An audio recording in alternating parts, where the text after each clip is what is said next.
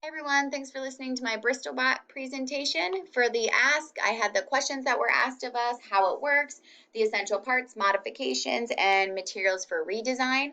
Through the imagine process, developing possible solutions, I thought of different materials to use like pom-poms and yarn. I researched and watched YouTube videos of how the process of the Bristol Bot worked, understanding and teaching my students how the vibration motion is caused from the electric motor powered by that battery, sending those vibrations to the bristles of the toothbrush would be really important for them to understand.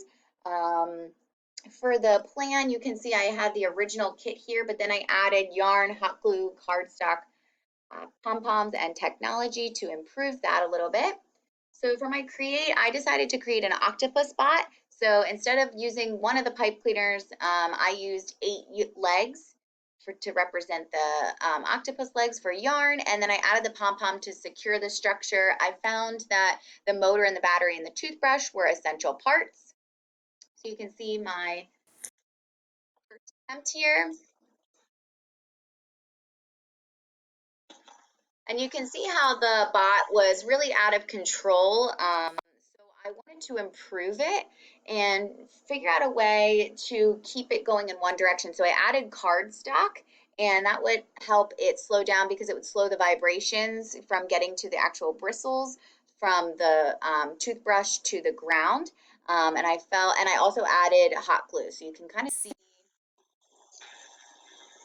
I feel that it improved my design just because it slowed it down and it wasn't so crazy flying off everywhere.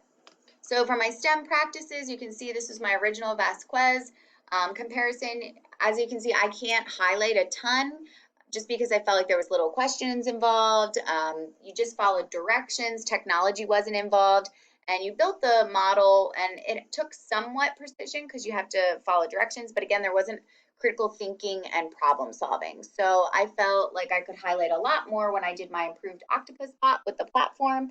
For science, I asked a lot of questions like how I could use this in my class, what materials would improve, engineering, defining those problems, improving the design, technology. I researched a lot prior and I would research a lot with my students.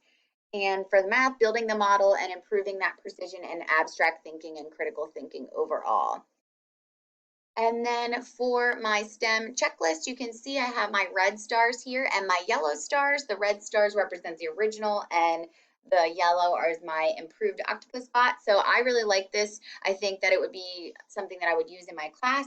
I just would take it to the next level and I would relate it to real world problems and real world situations. So for instance, I would relate it to a phone vibrating on the table and how that relates to real life and how this could be re-engineered and we could use different materials, and that's kind of how I took it with the octopus bot. So you can see how I elevated it, and I felt like I would improve this a lot by adding the kids to be in small groups and work together and to really come up with their own unique ways to have this bot be formed. So thanks for listening.